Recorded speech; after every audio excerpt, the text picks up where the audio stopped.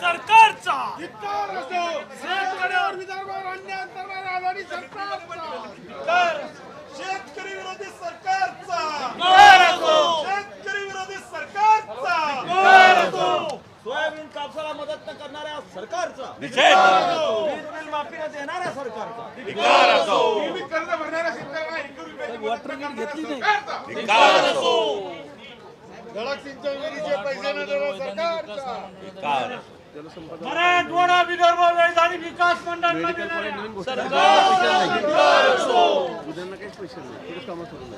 झाले तुमचे बारामती आणि पुण्याच्या आजूबाजूला अर्थसंकल्प सादर करणारा उपमुख्यमंत्र्यांचा नुकताच राज्याचा अर्थसंकल्प सादर झालाय। खरं तर याला राज्याचा अर्थसंकल्प म्हणायचा की काही विशिष्ट भागाचा अर्थसंकल्प म्हणायचा, अशा प्रकारचा प्रश्न आमच्यासमोर निर्माण झाला आहे। पण एकूणच या अर्थसंकल्पापासनं ज्या काही अपेक्षा होत्या त्याबद्दल पूर्ण निराशा या अर्थसंकल्पात झाली आहे। शेतकऱ्यांकरता जे काही कर्जमाफी योजनेतले प्रामाणिकपणे कर्ज भरणारे शेतकरी होते त्यांना प्रोत्साहनाचा पैसा दिला जाईल हे सांगितलं होतं, त्या संदर्भात एकाही पैशाची तरतूद करण्यात आली नाही। ज्यांचं 2 लाखाच्या वर कर्ज आहे अशा लोकांकरता OTS आणू म्हणून सांगितलं, त्यांना देखील कुठली मदत मिळालेली नाही। आणि एवढंच नाही तर मूळ कर्जमाफीच्या योजनेमध्ये जवळजवळ 45% शेतकरी हे कर्जमाफीपासून वंचित राहिले। त्याही शेतकऱ्यांना एक नव्या पैशाची मदत किंवा कर्जमाफी या अर्थसंकल्पात मिळालेली नाही। त्यामुळे एकूणच ठाकरे सरकारची कर्जमाफी ही सर्वात फसवी कर्जमाफी म्हणून या ठिकाणी ठरलेली आहे। यासोबत शेतकऱ्यांना कुठलीही मदत सोयाबीन करता नाही, कुठलीही मदत कापसावर बोंडअळी आली त्याकरता नाही, खोडकिडी करता मदत नाही, धानाकरता मदत नाही, कुठल्याही प्रकारे शेतकऱ्याला या ठिकाणी मदत करण्यात आलेली नाही। यासोबत वीज बिलाच्या संदर्भात देखील अत्यंत फसवी घोषणा या सरकारने केली आणि त्यातही कुठलाही रिलीफ, खरं म्हणजे शेतकऱ्यावर आलेलं जे वीज बिल आहे त्याच्यामध्ये इतक्या मोठ्या प्रमाणात इंटरेस्ट जोडलेला आहे, त्यामुळे त्यात 50% सवलत दिली तरी ते बिल 50,000 75,000चं बिल जातं। त्यामुळे जोपर्यंत बिल सुधारून त्याला योग्य माफी मिळत नाही तोपर्यंत त्याचा फायदा होऊ शकत नाही। 3 लाखापर्यंत 0% व्याज ही इतकी फसवी योजना आहे। याचं कारण यापूर्वी ही योजना अस्तित्वात होतीच, पण महाराष्ट्रामध्ये छोटा आणि सीमांत हा जवळजवळ 80% शेतकरी आहे आणि विशेषतः कोरडवाहूच्या भागामध्ये तर त्याची जी कर्ज घेण्याची मर्यादा आहे तीच 50,000 रुपये 1 लाख रुपयाच्या वर नाही। त्यामुळे 80% शेतकरी असा आहे की ज्याला कधी लाख रुपयाच्या वर कर्ज मिळत नाही आणि म्हणून केवळ नावापुरती घोषणा आहे, याचा कुठलाही लाभ हा शेतकऱ्याला होईल असं वाटत नाही। या अर्थसंकल्पामध्ये सगळ्यात महत्त्वाची गोष्ट इन्फ्रास्ट्रक्चरचे जे प्रोजेक्ट घोषित केले आहेत, एक तर सगळे चालू असलेले प्रोजेक्ट म्हणजे जुने प्रोजेक्ट आहेत किंवा केंद्र सरकारच्या मदतीतनं जे प्रोजेक्ट होणार आहे। उदाहरणादाखल नांदेड जालना रस्ता 6,000 कोटी केंद्र सरकारने हा रस्ता घेतलेला आहे। यासोबत वेगवेगळ्या प्रकारच्या ज्या काही योजना पिण्याच्या पाण्याच्या केल्या ती केंद्र सरकारची योजना आहे। ज्या काही सिंचनाच्या योजनांकरता निधी घोषित केला त्याही करता प्रधानमंत्री सिंचन आणि बळीराजा योजनेचे पैसे केंद्र सरकार देत आहे। त्यामुळे एकीकडे केंद्र सरकारला नावं ठेवायची आणि इन्फ्रास्ट्रक्चरच्या मग त्या रेल्वेच्या योजना असो की इतर कुठल्याही योजना असो, मेट्रोच्या योजना असो, या सगळ्या योजना केंद्र सरकारच्या मदतीने होणाऱ्या योजना आहे। आम्हाला आनंद आहे या योजना घोषित केल्या, पण त्याच्यासोबत हे जोडायला पाहिजे होतं की याच्याकरता भरीव निधी हे केंद्र सरकार आम्हाला देत आहे, ते मात्र सांगायला हे सरकार पूर्णपणे या ठिकाणी विसरलं आहे। दुसरं मला प्रश्न पडला की हे राज्य सरकारचं बजेट होतं की मुंबई महानगरपालिकेचं बजेट होतं. कारण मुंबई महानगरपालिकेच्या बजेटमधल्या योजना ज्याला महाराष्ट्र सरकार एक नवा पैसा देखील देत नाही आहे, ज्या प्युअरली महानगरपालिकेच्या योजना आहेत त्याही योजना या अर्थसंकल्पामध्ये घोषित करण्यात आल्या आणि त्यातल्याही अनेक योजना ज्या आहेत त्या सुरू योजना आहेत. मुंबई संदर्भात इतर ज्या योजना घोषित करण्यात आल्या आहेत, मग ट्रान्स हार्बर लिंक असो किंवा वांद्रे वर्सोवाची योजना असो किंवा त्या ठिकाणी जो काही एक उड्डाणपूल सांगितलेला आहे तो उड्डाणपूल असो, शिवडी ते वरळी, हे सगळे आमच्या सरकारच्या काळात सुरू झालेले अशा प्रकारचे सगळे त्या ठिकाणी प्रकल्प आहेत. त्यामुळे नव्याने इन्फ्रास्ट्रक्चरचे कुठलेही प्रकल्प राज्य सरकारने घेतलेले नाहीत. सगळ्यात महत्त्वाची गोष्ट अशी आहे, ज्या तीर्थक्षेत्र विकासाचे कार्यक्रम घोषित केले एकालाही पैसे घोषित केले नाही. कारण हे सगळे एखाद दुसरा अपवाद सोडला सगळे चालू कार्यक्रम आहेत, सगळे सुरू आहेत. हे मागच्या काळात ज्यावेळेस सुधीर मुनगंटीवारजी राज्याचे अर्थमंत्री होते त्यावेळी सुरू केलेले कार्यक्रम आहे. मग अष्टविनायकाला रस्त्यांनी जोडण्याचा कार्यक्रम, त्याला जवळजवळ 800 कोटी रुपये सुधीर मुनगंटीवारजींनी त्यांच्या बजेटमधनं दिले, त्यातली कामं पूर्ण झाली आहेत. या सगळ्या ज्योतिर्लिंगांकरता सुधीर मुनगंटीवारजी त्यांनी बजेटमध्ये यापूर्वीच पैसा दिला आहे. त्यामुळे हे सगळे जे चालू कामं आहेत त्या कामांनाच त्या ठिकाणी खरं म्हणजे दर्शवण्यात आलेलं आहे. आमची अपेक्षा अशी होती की कोविडच्या या सगळ्या प्रादुर्भावामुळे जो काही समाजातला छोटा घटक आहे, 12 बलुतेदार आहेत, रस्त्यावर काम करणारे कामगार आहेत, दिहाडी काम करणारे, रोजंदारीने काम करणारे कामगार आहेत, यांना काहीतरी राज्य सरकारच्या वतीनं दिलासा देण्यात येईल. तोही दिलासा राज्य सरकारच्या वतीनं कुठलाही देण्यात आलेला नाही. सगळ्यात महत्त्वाचं, रोज पेट्रोल डिझेलचे बोर्ड घेऊन येणारे सत्ता पक्षाचे आमदार यांच्या नाकावर टिच्चून राज्य सरकारने 27 रुपयापैकी एक नवा पैसा देखील पेट्रोल डिझेलवर कमी केलेला नाही. त्यामुळे आता राज्य सरकारला पेट्रोल डिझेलच्या भावावर बोलण्याचा अधिकारच नाही. कारण गुजरातपेक्षा 10 रुपयांनी मुंबईतलं पेट्रोल महाग आहे, महाराष्ट्रातलं पेट्रोल महाग आहे आणि ते केवळ राज्य सरकारच्या टॅक्सेसमुळे महाग आहे. महिलांच्या संदर्भातही या ठिकाणी ज्या योजना जाहीर करण्यात आल्या त्या योजना अतिशय छोट्या योजना आहेत. ठीक आहे, तरी देखील काही योजनाचं आम्ही स्वागत करू, परंतु यातही कुठलीही प्रभावी योजना ही मात्र राज्य सरकारच्या वतीनं घोषित करण्यात आली नाही.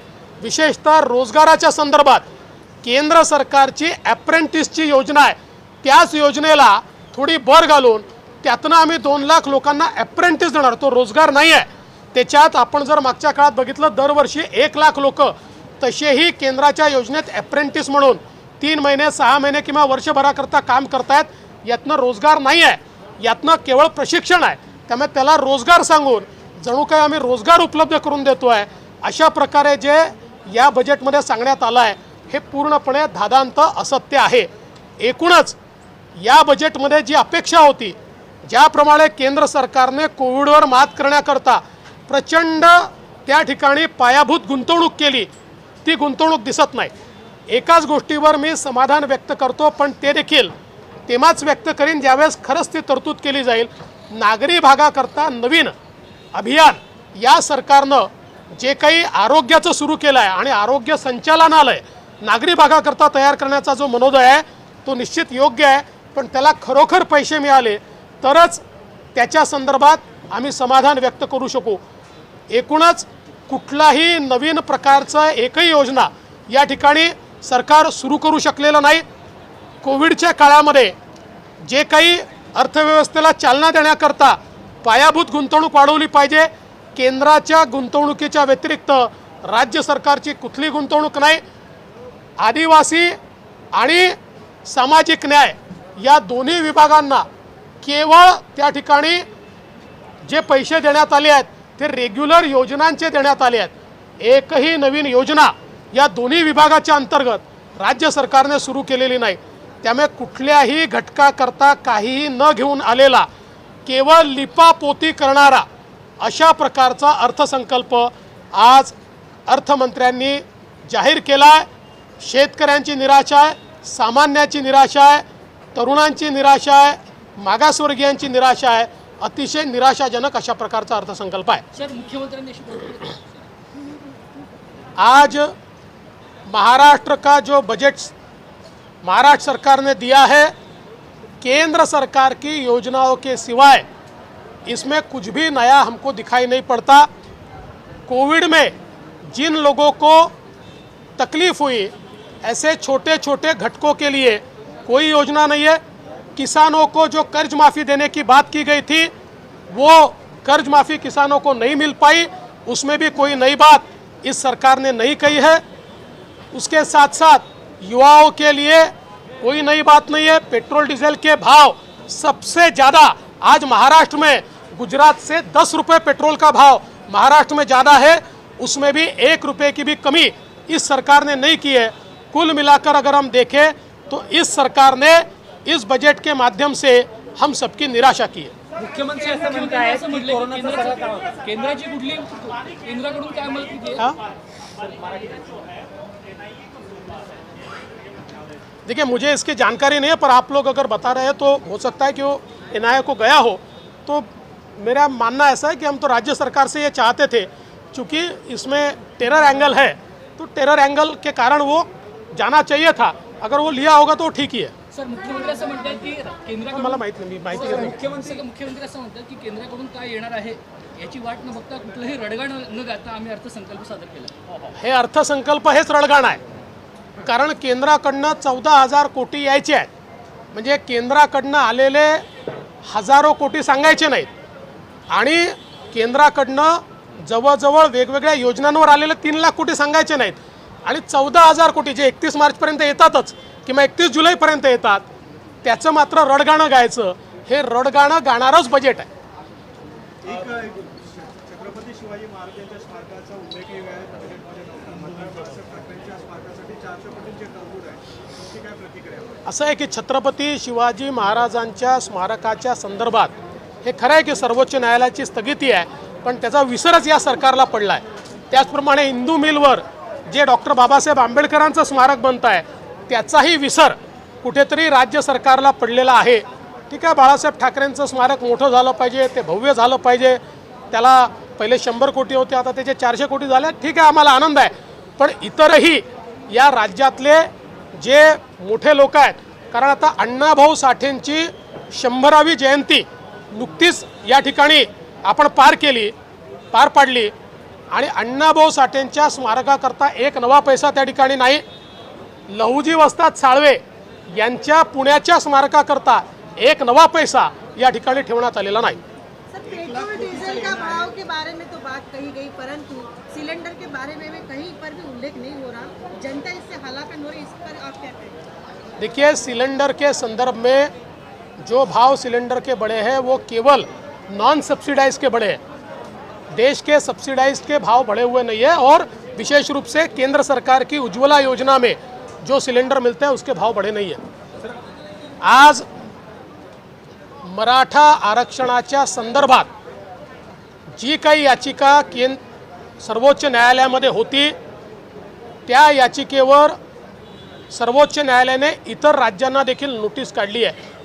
परंतु यामध्ये राज्य सरकारची भूमिका मला संदिग्ध दिसते आहे. याचं कारण उच्च न्यायालयामध्ये राज्य सरकारला अशा प्रकारचा कायदा करण्याचे अधिकार होते का? 102व्या घटना दुरुस्तीनंतर अशा प्रकारचा कायदा राज्य सरकार करू शकतं का? हा मुद्दा उपस्थित झाला, आणि त्या मुद्द्यावर आम्ही भूमिका मांडली होती की आमचा कायदा 102व्या घटना दुरुस्तीच्या आधीचा आहे, त्यामुळे त्याला 102वी घटना दुरुस्ती लागत नाही. आणि आमचं म्हणणं हे उच्च न्यायालयाने त्या ठिकाणी मान्य केलं होतं, आणि तसं आदेशात आलं आहे. आज हा मुद्दा सर्वोच्च न्यायालयामध्ये आमच्या राज्य सरकारच्या वतीनं सांगायला हवा होता की 102च्या घटना दुरुस्तीचा मुद्दा वेगळा आहे, कारण तो आम्हाला लागूच नाही आहे. परंतु राज्य सरकारच्या वतीनं 102व्या घटना दुरुस्तीच्या संदर्भातली चर्चा ही त्या ठिकाणी निघणं म्हणजे कुठेतरी आपल्या आरक्षणाला धोक्यात टाकण्यासारखं आहे. राज्य सरकार नेमकं काय करू इच्छिते, आणि त्यानंतर अशोक चव्हाण साहेब यांचं म्हणणं ऐकल्यानंतर माझ्या बिलकुल लक्षात आलं की अशोक चव्हाण साहेबांना मराठा आरक्षणाच्या केसबद्दल काही देणं घेणं नाही आहे. या केसचं बरं हो का वाईट हो, त्यांना केवळ केंद्र सरकारवर टीका करायची आहे, केंद्र सरकारला जबाबदार धरायचा आहे आणि तो अजेंडा ठरवून त्या ठिकाणी ते बोलत आहेत. खरं म्हणजे आज पूर्ण केसमध्ये केंद्र सरकारकडनं अटर्नी जनरल यांनी एवढंच सांगितलं की मला जी नोटीस निघाली आहे ती EWS करता निघाली आहे आणि 102व्या घटना दुरुस्तीच्या संदर्भात त्याचं जे इम्प्लिकेशन आहे ते सर्व राज्यांवर मिळून आहे. त्यामुळे सगळ्या राज्यांचं म्हणणं ऐकून घेतलं पाहिजे. महाराष्ट्राची भूमिका देखील सगळ्या राज्यांचं म्हणणं ऐकून घेतलं पाहिजे हीच होती. त्यामुळे जाणीवपूर्वक आपलं अपयश लपवण्याकरता या ठिकाणी एकतर राज्यांनी संदिग्ध भूमिका मांडायची, जे हायकोर्टाने आपल्या पदरी दिलं आहे ते त्या ठिकाणी न मांडता त्या ठिकाणी संदिग्ध भूमिका मांडायची आणि केंद्र सरकारवर खापर फोडायचं. नेमकं अशोकराव चव्हाणांना काय करायचं आहे हा माझ्यासमोर प्रश्न आहे. त्यांचीच भूमिका आता संदिग्ध आहे.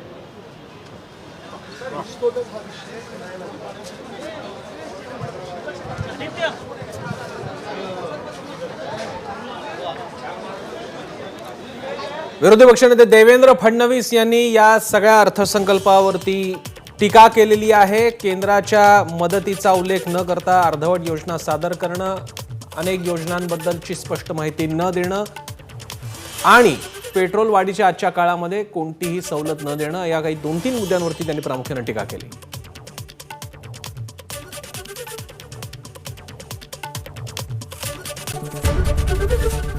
एबीपी माझा, उघडा डोळे बघा नीट.